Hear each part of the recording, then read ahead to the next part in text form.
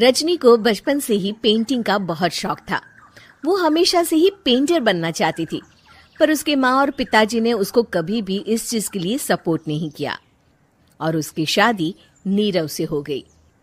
नीरव रजनी को बहुत प्यार करता था, पर रजनी हमेशा चुपचाप ही रहती। वो इस शादी से खुश नहीं थी। वो ये शादी नहीं करना चाहती थी। उसे तो हमेशा से पेंटर जो बनना था। अपने इस सपने को वो नहीं पूरा कर पाई, इसलिए वो हमेशा उदास रहती थी। रजनी, बहुत ही बढ़िया फिल्म लगी है, कल देखने चले? नहीं जी, कल मुझे बहुत काम है, मैं नहीं जा पाऊंगी। अच्छा तो कोई बात नहीं, संडे को चलते हैं। देखिए, मुझे फिल्म देखना पसंद नहीं है। आपको जाना है तो चले जाइए।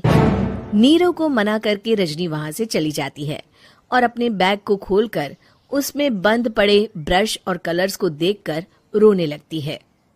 रजनी, चलो ना कहीं बाहर खाने चलते हैं, कुछ तुम्हारी पसंद का। जी, मुझे नहीं जाना, मेरी तबीयत ठीक नहीं है।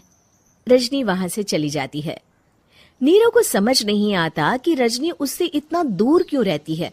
वो जब भी उसके साथ वक्त बिताना चाहता है, रजनी कोई ना कोई बहाना बना देती है। एक दिन घर पर कोई नहीं था। रजनी घर का सारा काम जल्दी से खत्म कर लेती है। घर पर अकेले होने के कारण वो सोचती है कि वो आज पेंटिंग करेगी। वो अपने कमरे में जाकर पेंट ब्रशेस और कलर्स निकालकर जैसे ही कलर मिक्स कर रही होती है कि दरवाजे पर बेल बज जाती है। अब कौन आ गया इस वक्त? इतनी मुश्किल से तो मुझे पेंट करने का मौका मिला है।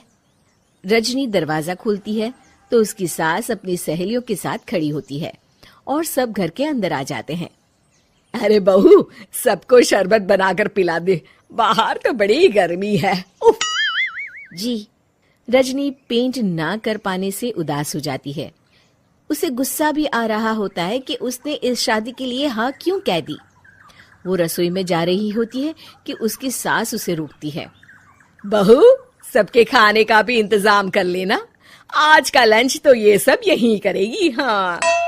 रजनी बिना कुछ कहे रसोई में चली जाती है। सबके लिए खाना बनाती है। सब खाना खाते हैं और रजनी घड़ी देखती है कि ये सब कब जाएंगे ताकि वो अपनी पेंटिंग कर सके। जब शाम होती है तब सब चले जाते हैं अपने घर। अरे बहू, सब तेरे खाने की तो बहुत तारीफ कर रहे थे, सबको बहुत अच्छा लगा खाना। आपको मुझे सुबह बताना चाहिए था ना कि आपकी सहेलियां आ रही हैं। पता भी है कितना वक्त लगा सारा खाना बनाने में। अरे बहू, तू ऐसे कैसे बात कर रही है मुझसे? तो और कैसे बात करूं? मैं इस घर की कोई नौकरानी नहीं हूं कि इतना काम करूंगी। रजनी अपने कमरे में जाकर दरवाजा बंद कर लेती है। शाम को जब नीरव आता है तो उसकी माँ उसे पूरी घटना के बारे में बताती है। क्या रजनी ने आपसे इस तरह बात की माँ? हाँ, और पता नहीं उसे क्या हो गया है, शाम से बाहर भी नहीं आई है। मैंने तो कई बार आवाज दी, खाना भी नहीं खाया उसने। तू ही बात करके देख ले बेटा। नीरव अपने कमरे का दरवाजा खटखटाता है। रजनी, दरवाजा खोलो, मैं हूं। रजनी दरवाजा खोलती है और फिर वापस जाकर अपने बिस्तर पर लेट जाती है। रजनी, माँ से बात करने का ये क्या तरीका है? मैंने कोई गलत बात नहीं की है। अरे तुम क्यों ऐसे बर्ताव कर रही हो सबके साथ? क्या तुम इस शादी से खुश नहीं हो? रजनी कुछ नहीं बोलती। अरे बताओ मुझे रजनी, क्या ये शादी तुम्हारी मर्जी के खिलाफ हुई है? हाँ, मैं ये शादी कभी नहीं करना चाहती थी। तुमसे क्या, मैं किसी से भी शादी नहीं करना चाहती थी। रजनी रोने लगती है।